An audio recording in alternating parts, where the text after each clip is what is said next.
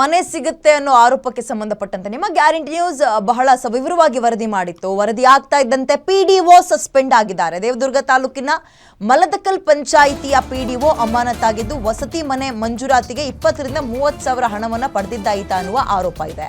ಅತ್ತ ಗ್ರಾಮಸ್ಥರಿಗೆ ವಸತಿ ಮನೆಯೂ ಇಲ್ಲ, ಈ ಕಡೆ ಹಣನೂ ವಾಪಸ್ ಕೊಟ್ಟಿಲ್ಲ. ಮಲದಕಲ್ ಪಂಚಾಯಿತಿ ಶಂಶುದ್ದೀನ್ ಅಮಾನತಾದಂತಹ ಪಿಡಿಒ ಜಿಲ್ಲಾ ಪಂಚಾಯತ್ ಉಪ ಕಾರ್ಯದರ್ಶಿಯಿಂದ ಅಮಾನತಿನ ಆದೇಶ ಹೊರಬಿದ್ದಿದೆ.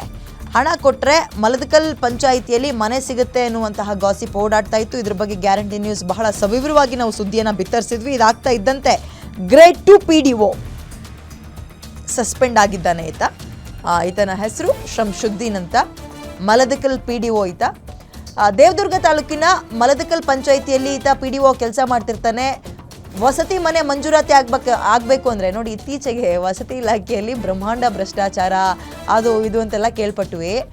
ರೂಟ್ ಎಲ್ಲಿದೆ ಅನ್ನೋದು ಗೊತ್ತಾಗ್ತಾ ಇದೆ ನೋಡಿ. ಇಲ್ಲಿ ವಸತಿ ಮನೆ ಮಂಜೂರಾತಿಗೆ ಗ್ರಾಮಸ್ಥರಿಂದ ಅವರಿಗೆ ಒಪ್ಪತ್ತು ಊಟ ಮಾಡೋಕ್ಕೂ ಕಷ್ಟ ಇರುತ್ತೆ.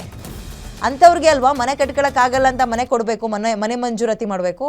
ಕೊಡ್ತೀವಿ, ಬಟ್ ನೀನು ಇದಕ್ಕೆ ಲಂಚ ಕೊಡಬೇಕು ಅಂತ 20 ರಿಂದ 30 ಸಾವಿರ ರೀ. ನಮ್ಗಳಿಗೆ 20 ರಿಂದ 30 ಸಾವಿರ ಅಷ್ಟೇನ ಅಂತ ಅನಿಸ್ಬೋದು. ಹಳ್ಳಿ ಭಾಗಗಳಲ್ಲಿ ಇನ್ನೂ 20 ರಿಂದ 30 ಸಾವಿರ, ಹತ್ತತ್ರ 2 ಲಕ್ಷ 3 ಲಕ್ಷ ಬೆಲೆ ಬಾಳುತ್ತೆ ಅವರಿಗೆ. ಇನ್ನೂ ಕೂಡ ಆ ದೊಡ್ಡ ಮಟ್ಟದ ಅಮೌಂಟೇ ಅದು ಅವರಿಗೆ. ಇಂಥದ್ದು ಅದು ಎಷ್ಟು ಕಡೆ ಆಗ್ತಾ ಇದೆ, ಇದೊಂದು ಭಾಗದಲ್ಲಿ ಅಂತ ಖಂಡಿತವಾಗ್ಲೂ ಯಾರು ಒಪ್ಕೊಳಕ್ಕೆ ಹೋಗ್ಬಿಡಿ. ಇಂಥದ್ದು ಹಲವಾರು ಕಡೆ ಆಗ್ತಾ ಇದೆ, ಹೊರಗೆ ಬರ್ತಾ ಇಲ್ಲ ಅಷ್ಟೇ. ಜನ ಜಾಗೃತರಾಗಬೇಕು. ಹಣ ಕೊಡಿ ಅಂದಾಗ ಯಾಕೆ ಅಂತ ಕೊರಳ್ಪಟ್ಟಿ ಇಟ್ಕೊಂಡು ಕೇಳೋ ರೀತಿಯಲ್ಲಿ ಬೆಳೆದ್ರೋ, ನೀವು ಪ್ರಶ್ನೆ ಮಾಡಿದ್ರೋ, ಆಗ ಸಮಾಜ ವ್ಯವಸ್ಥೆ ಸ್ವಲ್ಪ ಮಟ್ಟಿಗೆ ಸರಿಯಾದ ದಾರಿಗೆ ಬರುತ್ತೆ. ಇಲ್ಲಾಂದರೆ ಹಿಂಗೆ ಹದಗೆಟ್ಟು ಹೋಗ್ತಾ ಇರುತ್ತೆ. ಎಲ್ಲ ಕಡೆನೂ ಗ್ಯಾರಂಟಿ ನ್ಯೂಸ್ ಬಂದು ಹಿಂಗಾಯಿತು ಅಂತ ವರದಿ ಮಾಡೋಕ್ಕಾಗುತ್ತಾ ನಾವು? ನೀವು ಪ್ರಶ್ನೆ ಮಾಡುವಂತಹ ಮನೋಭಾವನೆಯನ್ನು, ಅವ್ರನ್ನ ಸರಿ ದಾರಿಗೆ ತರುವಂತಹ ಕೆಲಸವನ್ನು ಆ ಊರಿನ ಗ್ರಾಮಸ್ಥರೇ ಮಾಡಬೇಕು.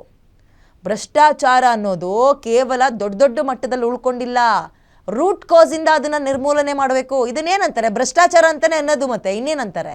ಲಂಚ ಕೇಳೋದನ್ನು 20 ಸಾವಿರ 30 ಸಾವಿರ ಇನ್ನೇನು? ಮತ್ತೆ ಆತನಿಗೆ ಎಲೆ ಅಡಿಕೆ ಈ ಹೂವು ಎಲ್ಲ ತಗೊಂಡೋಗಿ ತಾಂಬೂಲ ಇಟ್ಟು ಕೊಟ್ಟಿರೋದಲ್ಲ. ನೀನು ಕೊಟ್ಟರೆ ನಿಂಗೆ ಮನೆ ಮಂಜೂರಾತಿ ಮಾಡ್ಕೊಡ್ತೀನಿ ಅಂತ ಒಂದು ಆರ್ಡರ್ ಮಾಡ್ತಾಯಿದ್ರು.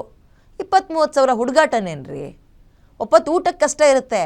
ಮಳೆ ಬಂದರೆ ಮಕ್ಕಳು ನೆನೀತಾ ಇರ್ತವೆ ಮನೆ ಒಳಗೆ, ಒಂದು ಸರಿಯಾದ ಗೂಡಿರಲ್ಲ. ಹೆಂಗೋ ಸವಲತ್ತುಗಳಿರುತ್ತಲ್ಲ ಸರ್ಕಾರದ್ದು, ಬಳಸ್ಕೊಳ್ಳೋಣ, ಗ್ರಾಮ ಪಂಚಾಯತಿಗೆ ಹೋಗಿ ಕೇಳೋಣ ಅಂದರೆ ಈ ಪುಣ್ಯಾತ್ಮರ ದಿಮಾಗ್ ನೋಡಿ. ಇವ್ರುಗಳಿಗೆ ಎಲೆಕ್ಷನಲ್ಲಿ ಆರಿಸಿದ್ದಲ್ದೆ ಇಂಥದ್ದನ್ನೆಲ್ಲ ಮಾಡ್ಕೊಂಡು ಕೂರಬೇಕು. 20 ಸಾವಿರ 30 ಸಾವಿರ ಒಬ್ಬೊಬ್ಬರು ತಿಂದು ತಿಂದು ತಿಂದು ಲಂಚದ ಹಣನ. ಎಲ್ರಿಗೂ ಏನೇನೋ ಕಾಯಿಲೆ ಬರುತ್ತೆ, ಈ ಲಂಚ ತಿನ್ನೋರಿಗೆ ಏನೂ ಕಾಯಿಲೆ ಬರ್ತಿಲ್ವಲ್ಲ? ಅದೇ ನನ್ನ ಪ್ರಶ್ನೆ ಅವಾಗಿಂದಲೂ.